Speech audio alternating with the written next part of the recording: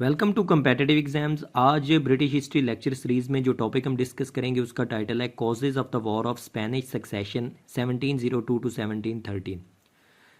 इस लेक्चर में हम स्पेनिश सक्सेशन की जो वॉर थी उसकी जो कॉजेज हैं उसको डिस्कस करने वाले हैं। तो चलें जी स्टार्ट करते हैं। सबसे पहले कॉजेज को डिस्कस करने से पहले आपको पता होना चाहिए कि विलियम थर्ड जो था बेसिकली जो 1688 में जो ग्लोरियस रेवोल्यूशन इंग्लैंड में हुई थी उसके नतीजे में जेम्स सेकंड जो था, जो ग्लोरियस रेवोल्यूशन से पहले किंग था इंग्लैंड का, वो फ्रांस चला गया था, फ्रांस भाग गया था। और उसके बाद जो पार्लियामेंट थी उसने जो जेम्स सेकंड की बड़ी बेटी थी क्वीन मैरी जो थी और उसका हस्बैंड जो था विलियम ऑफ ऑरेंज, जिसको विलियम थर्ड भी कहा जाता है, इन दोनों को इकट्ठे थ्रोन पे बिठा दिया था। तो आप यूं समझ लें कि 1688 ग्लोरियस रेवोल्यूशन के बाद इंग्लैंड का जो नया किंग था वो विलियम थर्ड था। तो विलियम थर्ड जो था उसकी डेथ हो जाती है 1702 में, 1702 में। तो 1702 के बाद जो इंग्लैंड की नई जो इंग्लैंड का जो थ्रोन होता है वो चला जाता है क्वीन एन के पास। क्वीन एन कौन है? ये क्वीन मैरी की छोटी बहन है, यानी कि जेम्स द सेकंड जो है उसकी छोटी बेटी क्वीन एन। तो ये जो क्वीन एन है इसका बताने का यहाँ पे मकसद ये है कि ये जो क्वीन एन का इरा है, इस पूरे इरे में ये स्पेनिश वॉर जो है ये जारी रहती है। स्पेनिश सक्सेशन की जो वॉर होती है ये बेसिकली क्वीन एन के इरा में जारी रहती है। लेकिन इसकी जो वजूहात हैं, ये जो स्टार्ट हुई है वो सारी की सारी विलियम थर्ड जो है उसके दौर में हुई। लेकिन विलियम थर्ड जो था वो इस वॉर के स्टार्ट होने से पहले ही उसकी डेथ हो गई थी। तो ये पूरी की पूरी जो वॉर है वो क्वीन एन के इरा में जारी रही थी। ये तकरीबन को 11-12 साल ये वॉर जो है वो जारी रही। इसमें बहुत सारी बैटल्स हैं और डिफरेंट इसमें इवेंट्स हैं जो कि हम नेक्स्ट वीडियो में डिस्कस करेंगे। इस वीडियो में हम सिर्फ कॉजेज़, वो वजूहात डिस्कस करने वाले हैं जिसकी वजह से ये वॉर हुई। तो चलें जी स्टार्ट करते हैं कॉजेज़ को। तो सबसे पहली जो कॉज है वो है William third wanted to keep balance of power in Europe. Balance of power का आप थोड़ा सा कंसेप्ट समझने से पहले आप सक्सेशन जो ये जो स्पेनिश सक्सेशन की वॉर है इसको पहले आप थोड़ा सा समझ लें, बैलेंस ऑफ पावर को समझने से पहले। तो सूरत हाल दरअसल ये है कि जो स्पेनिश किंग था चार्ल्स द सेकंड जो था वो इशूलेस था। इशूलेस का मतलब ये है कि उसका कोई जो आगे बेटा नहीं था जो कि उसकी जगह पे उसका हेयर बन सकता, उसका वारिस बन सकता है, यानी कि उसकी जगह पे किंग बन सकता। तो उसका क्योंकि कोई औलाद नहीं थी, इशूलेस था वो। तो अब जो थ्रोन था वो किधर जाना था, उस चीज़ को लेके ये पूरी की पूरी वॉर थी। अब उस थ्रोन किधर जाना था या उसके कौन कौन से हकदार थे उसको डिस्कस करते हैं। तो चार्ल्स सेकंड जो था स्पेनिश किंग, उसकी दो बहनें थी। बड़ी बहन जो थी मारिया थेरेसा, उसकी शादी हुई हुई थी लुई 14 से जो कि फ्रांस के किंग थे। और छोटी जो बहन थी उसकी वो थी मार्गरेट थ्रेसा, इसकी शादी हुई थी लियोपोल्ड से जो कि ऑस्ट्रिया के किंग थे। यहाँ तक आप समझ गए। अब चलें जी, दावेदार कौन से थे जो कि स्पेनिश थ्रोन के हकदार थे? वो तीन लोग थे। कौन कौन से? पहला है फिलिप। फिलिप कौन था? ये था ग्रैंडसन लुई 14 का। लुई 14 का पोता था, ये ग्रैंडसन था उसका। दूसरा जो हकदार था या दावेदार था वो था आर्च ड्यूक चार्ल्स। अब ये आर्च ड्यूक चार्ल्स कौन था? ये लियोपोल्ड का बेटा था। और तीसरा जो दावेदार था स्पेन के थ्रोन का, स्पेन के तख्त का, वो था जोसेफ फर्डिनेंड। जोसेफ फर्डिनेंड कौन था? ये ग्रैंडसन था लियोपोल्ड का, लियोपोल्ड का नवासा था, यानी उसकी बेटी का बेटा था। तो ये तीन दावेदार थे इस थ्रोन के बाय ब्लड। तो अब मसला क्या था? अब यहाँ पे मैं आपको बैलेंस ऑफ पावर समझाने लगा हूँ। मसला ये हो रहा था कि अगर तो जो लुई 14 का पोता है फिलिप, अगर ये थ्रोन जो है स्पेन का उसके पास चला जाता है तो इसका मतलब ये होता है कि फ्रांस के साथ जो स्पेन की एम्पायर है पूरी की पूरी, जिसके अंदर नेदरलैंड्स भी आता है और नेपल्स और मिलन के इलाके भी आते हैं और साथ में स्पेन की जो कॉलोनीज हैं अमेरिका में और ऑल ओवर द वर्ल्ड, वो भी उसकी एम्पायर के अंदर आती हैं। ये सारी की सारी फ्रांस के कंट्रोल में चली जाएंगी डायरेक्टली या इनडायरेक्टली, क्योंकि पोता आ जाएगा ना लुई 14 का। तो अब ये सारे का सारा स्पेनिश एम्पायर भी फ्रांस के पास चली जाती है तो इसका मतलब ये हो जाता है कि फ्रांस पूरे के पूरे यूरोप में बहुत ज़्यादा पावरफुल हो जाता है।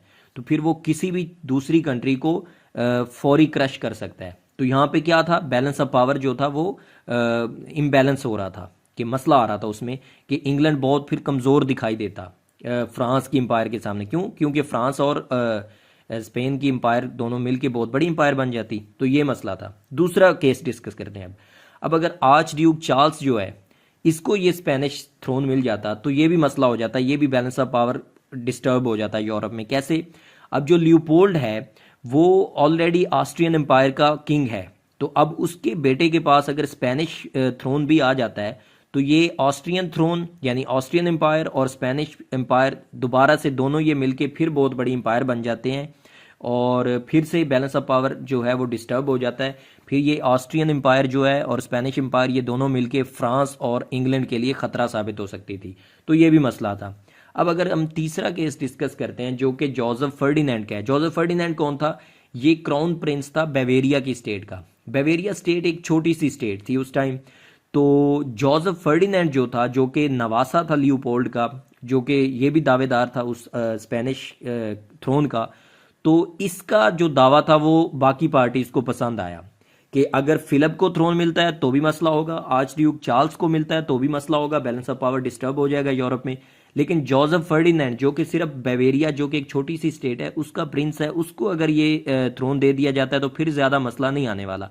तो ये फिर एग्री हुआ फर्स्ट पार्टीशन ट्रीटी जो कि 1698 में डिस्कस हुई। फर्स्ट पार्टीशन साइन हुई first partition treaty. First partition treaty में विलियम थर्ड जो था इंग्लैंड का किंग और लुई 14 जो फ्रांस का किंग था, इन दोनों ने एग्री किया कि जोसेफ फर्डिनेंड जो है बेवेरिया का प्रिंस, क्राउन प्रिंस, उसको यानी कि उस पर ये दोनों पार्टीज एग्री करेंगी कि वो स्पेनिश थ्रोन का यानी कि हकदार होगा चार्ल्स जो सेकंड है स्पेन का, उसकी डेथ के बाद। अभी तो वो जिंदा था ना, चार्ल्स सेकंड जो था वो जिंदा था, लेकिन उसकी कोई औलाद नहीं थी, तो इसलिए थ्रोन का जो दावा था उसको पहले से उन्होंने ये हल करना था मसला कि चार्ल्स सेकंड की डेथ के बाद कौन बनने जा रहा है थ्रोन का हकदार। तो वो जोसेफ फर्डिनेंड जो बेवेरिया का था उस पर दोनों पार्टीज एग्री कर रही। अब जो चार्ल्स सेकंड जो था, जो कि स्पेन का किंग था, उसने जो अपनी विल लिखी, अपना जो वसीयत लिखी विल, उसमें उसने नॉमिनेट कर दिया जोसेफ फर्डिनेंड को कि जोसेफ फर्डिनेंड जो है वो मेरे थ्रोन का हकदार होगा मेरी डेथ के बाद। अब मसला क्या आता है? मसला ये होता है कि जो जोसेफ फर्डिनेंड है जिस पे दोनों पार्टीज फ्रांस और ब्रिटेन यानी कि इंग्लैंड एग्री कर चुकी थी, उसकी डेथ हो जाती है 1699 में, 1699 में। तो यहाँ पे मसला आ जाता है। मसला आ जाता है कि मैं जो जोसेफ फर्डिनेंड था उसको थ्रोन मिलता तो बैलेंस ऑफ पावर डिस्टर्ब नहीं होना था। अब पीछे दावेदार रह जाते हैं दो, कौन कौन से? फिलिप और आर्च ड्यूक चार्ल्स।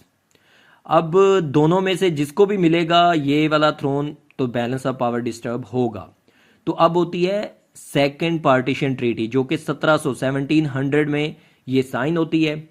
और इस ट्रीटी के तहत, इस मुआहदे के तहत नेपल्स और मिलन के जो इलाके हैं वो फिलिप को दे दिए जाते हैं और स्पेन जो है यानी कि स्पेनिश एम्पायर जिसमें उसके स्पेनिश नीदरलैंड भी आता है और उसकी जो बाकी कॉलोनीज़ हैं अमेरिकन कॉलोनीज़ वगैरह, वो सारी की सारी जो एम्पायर है वो आर्च ड्यूक चार्ल्स जो है, जो कि लियोपोल्ड ऑस्ट्रियन किंग का बेटा जो है चार्ल्स, आर्च ड्यूक चार्ल्स, उसको दे दी जाती है। तो सेकंड पार्टीशन ट्रीटी ये कहती है। अब मसला क्या होता है? मसला ये होता है कि चार्ल्स द सेकंड जो है स्पेन का किंग, वो मरने से पहले अपनी सेकंड विल, पहली विल जो थी उसकी वो तो गलत साबित होगी ना कि चार्ल्स सेकंड के मरने से पहले ही जोसेफ फर्डिनेंड मर गया। अब जोसेफ फर्डिनेंड के मरने के बाद चार्ल्स सेकंड ने अपनी सेकंड विल, दूसरी वसीयत लिखी जिसमें उसने फिलिप जो है, जो कि पोता है किसका? लुई 14 का, उसको अपना सक्सेसर लिख के चला गया वो कि मेरे मरने के बाद मेरा जो थ्रोन होगा उसका हकदार और उसका मालिक जो होगा वो फिलिप होगा। कौन सा फिलिप? वो लुई 14 फ्रांस का जो किंग है उसका पोता।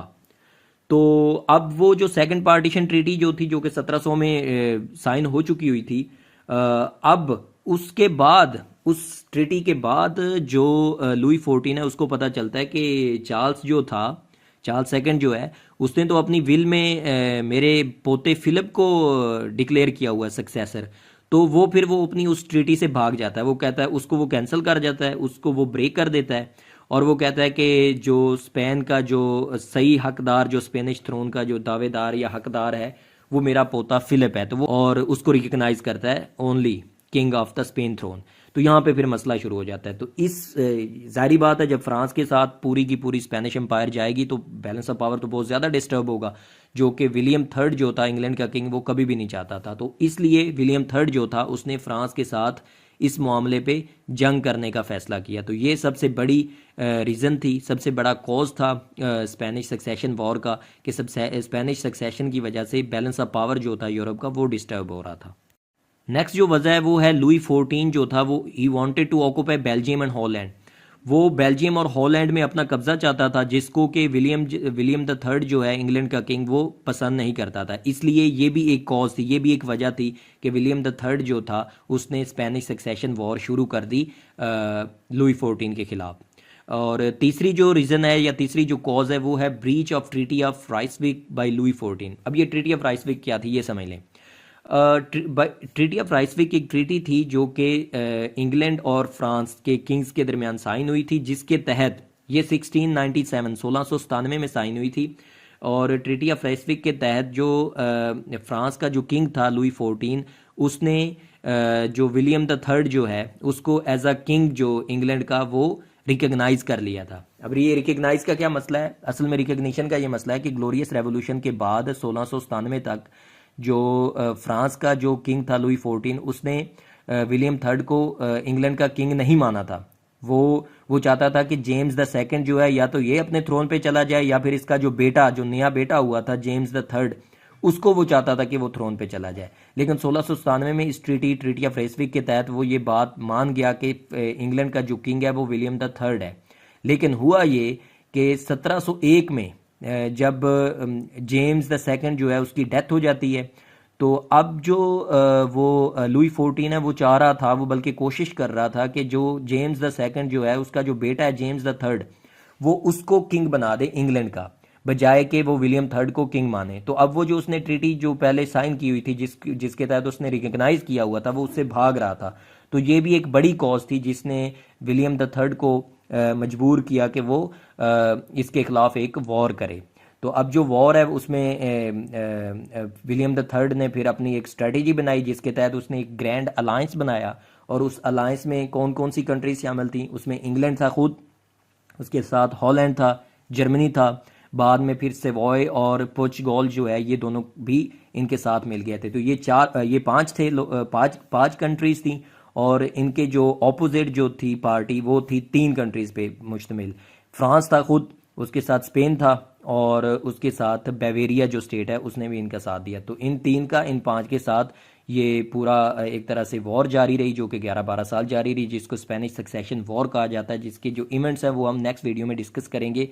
तो ये जो वॉर है ये विलियम द थर्ड जो है इसने इसका पूरा प्लान किया था लेकिन वो स्टार्ट नहीं कर पाया था, इसको स्टार्ट करने से पहले ही उसकी डेथ हो गई थी। तो ये पूरी की पूरी जो वॉर है इसका स्टार्ट भी क्वीन एन के इरा में हुआ और ये पूरी की पूरी ये जो कंप्लीट है वो भी क्वीन एन के इरा में हुई थी। तो ये कुछ कॉजेंस थी जो हमने डिस्कस करी स्पेनिश सक्सेशन की जो वॉर थी उसकी ये इंपॉर्टेंट कॉजेज थी।